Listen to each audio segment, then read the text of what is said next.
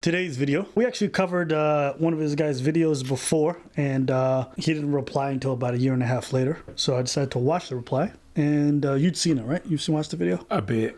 Okay, so I watched in its entirety, and I would start this off by saying he makes a lot of great points in the video that he did this time around. It's worth listening. We're not going to play it in its entirety. We're only going to play a couple segments that we want to reply to, but I do recommend you guys go watch it in its full, and you do so with an open mind, because like I said, he is much more informative in this video than he had been in the past. Are we really interested in having a conversation about HIV and disclosure, or are we only interested in furthering HIV stigma? If we are really interested in combating HIV, we also have to be combating HIV stigma. So that means listening to people with HIV. You cannot see how to combat HIV stigma because you're too busy looking at HIV. When I say that, that means that you automatically are repelled and disgusted by it automatically. That you think that a person who is living with HIV should be locked up. I'm going to start this video by saying I've never held that sentiment, nor do I hold it today. My problem with your comments weren't rooted in some kind of despise of people. My sentiment towards that is quite the opposite. In fact, back in my home country, I've known quite a few people who've had it. And so for me, it's not something to take lightly, nor it's something I mock or I wish to make fun of. But more than that, it's not something that I wish to look at as if you should be quarantined. And I think I said that in the previous video as well. So I do understand that some people look at it that way and some people do have that attitude towards that, but it's not the approach that we took when it comes to this, nor is it an opinion that I personally hold. We see for not disclosing, and we see how not helpful that is. People are, the folks who are transmitting HIV, the virus, are people who do not know that they are positive. I don't know the exact, I think it's 1 out of 4, or 1 out, what is it? I forgot what it is. But so many folks are walking around and they do not know that they're positive. They don't know because they're not getting tested. He's correct. He's absolutely right about that. Most furtherance of any kind of STI or STD is done so because people are not, one, testing, and therefore are walking around unaware and continuously spreading it. It's not malicious people who are out there trying to spread HIV on purpose. That's the odd story out. It's really the fact that people are not knowing that they have something, or people are afraid that they do and are too afraid to go get tested, and so they'd rather just not go do it. And I understand why. It's like getting tested and potentially finding out you're positive is super frightening. It's not an easy thing to handle. And so he is correct about the fact that a lot of people just don't know that they got something. Because they don't want to get tested. That's a fact. That's a fact. And why are they not getting tested? For a lot of reasons. Maybe they don't have the resources where they are. But a lot of it is HIV stigma. No one wants to test positive.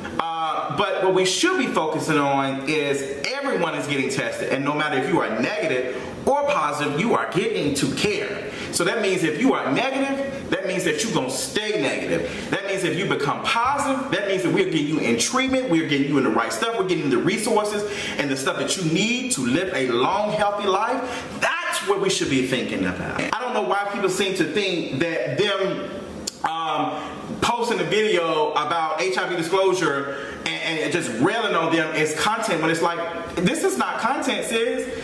This is clickbait stuff. People use HIV clickbait all the time. Look on YouTube. I promise you there's a lot of folks who do that. Okay, two things.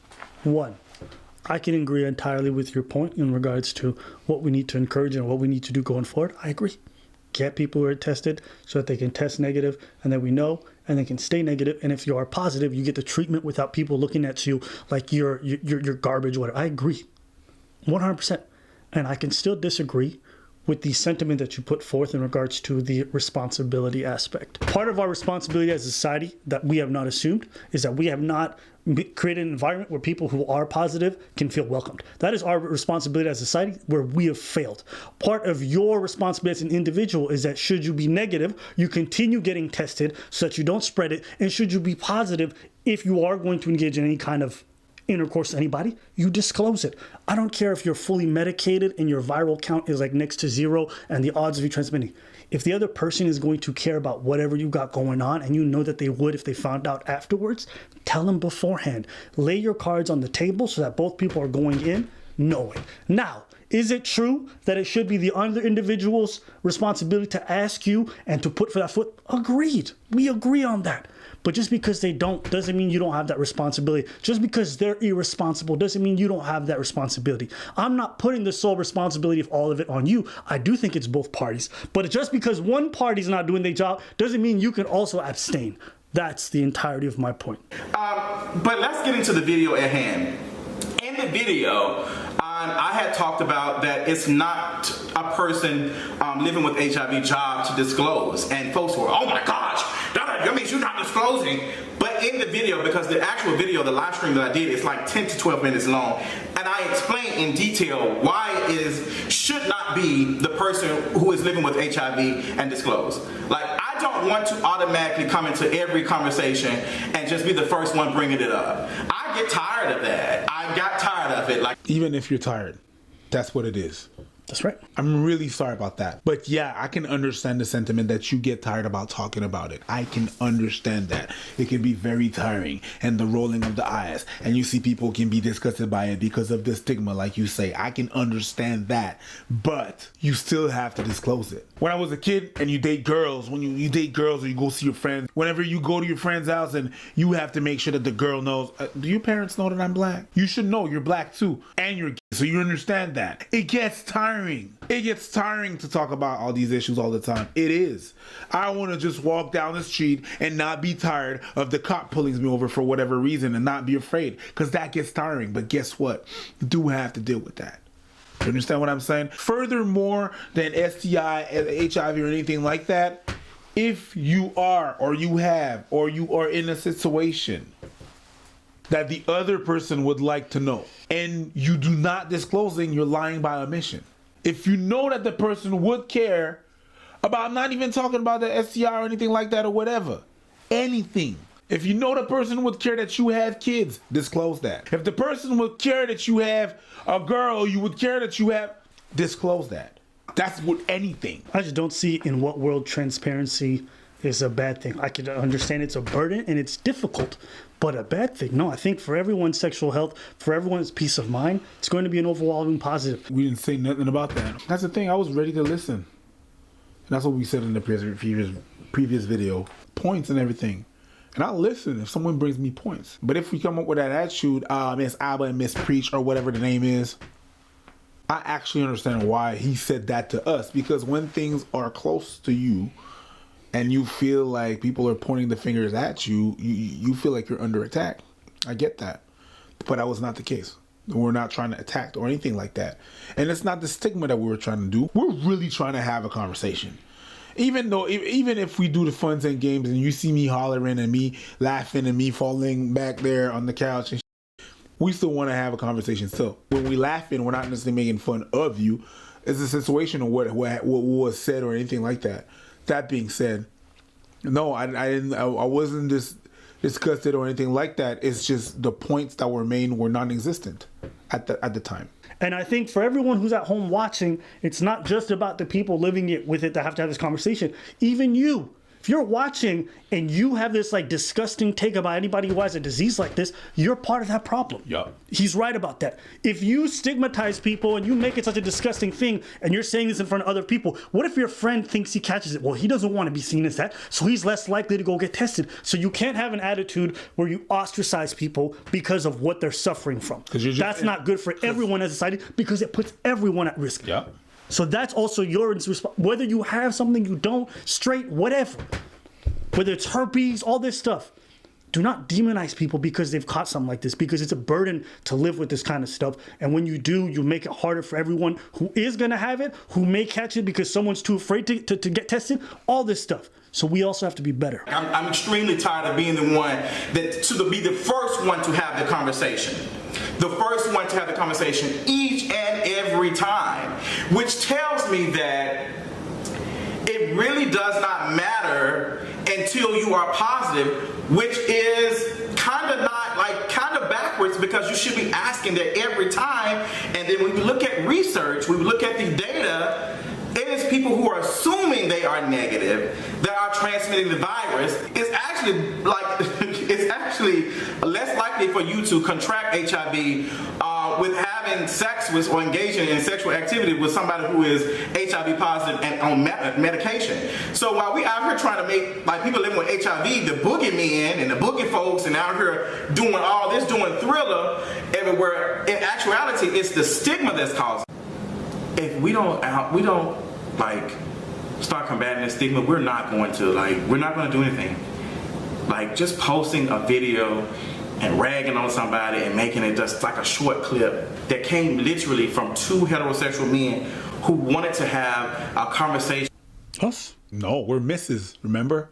It's Miss Alba, Miss Preach. We'll just assume he's talking about us. Yeah. About something that they feel is disgusting. No, we never said that. You also have to acknowledge that you are projecting things that you've dealt with onto us and assume that's our stance. I've never said that. Go look anywhere online. You will never find a record of me saying that, nor will you find anything overt like that, because I don't believe it. I've never believed it. So that's why I'm not worried when you say that. So understand that you're projecting that bias onto us, and that's where you think we're coming from. And you're not knowing us. You don't know. You saying that, it's either you didn't watch the video because you stormed out, because you saw it and you're like, and you rage quit it, or you're really doing what he's saying and you just, all the things that you just assume that we're the same people that you suffer stigma from. That's not what it is. I think that just ain't it, bruv. Yeah. That ain't it. In front of an audience that does not have the language.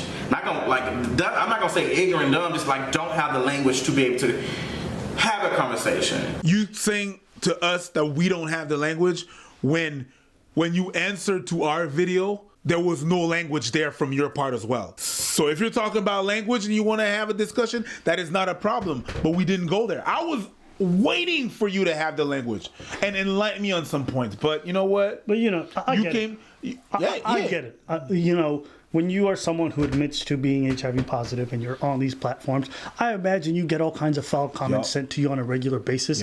And then, you know, us added on top of that might trigger you. I get that. You know, I'm not going to sit here and be potentially oblivious to why your reaction may have been the way that it was. Okay? You took some time, you came back, you were much more thoughtful. It's a 20-minute video, guys. If you guys get the chance, go watch it. And one thing I say, when I say go watch it, doesn't mean you go over there and you flame the person. All our fans or supposed fans who go out to flame other creators because we reply, that's trash, all right? And I'd have never condoned that. If you do that, you're trash to me. But anyways, moving on. I get that you may have felt that. And I think this conversation is a difficult one, and you feel like maybe you have to have it all the time so you get tired. So I'm not even going to hold you for that. I'm going to forget the previous video. And if there's language that I use that may have gone too far, maybe calling you trash or anything like that, I apologize. Now, as far as this discussion goes, it's super important that we have it. It's super important that we destigmatize things like you say. In that regards, I think we'd both like to offer any insight in that regard. So that's why we're making this video and letting people know it's okay to talk about these things. And if you do think of people less than because they have whatever disease or something like that, you're part of the problem. You're part of the issue. All right?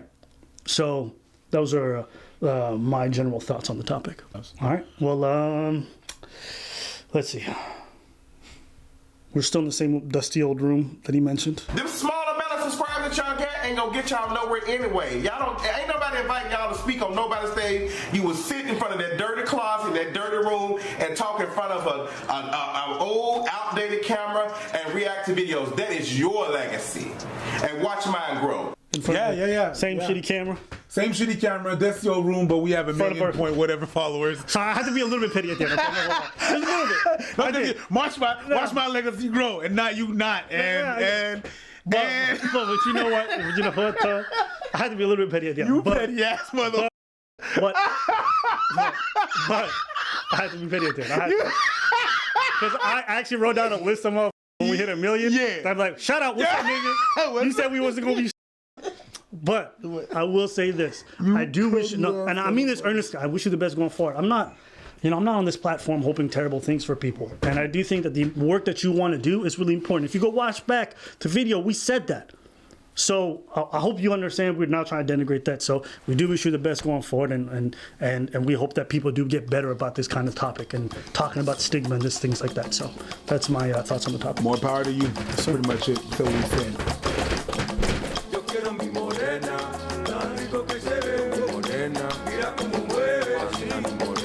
Mira cómo goza,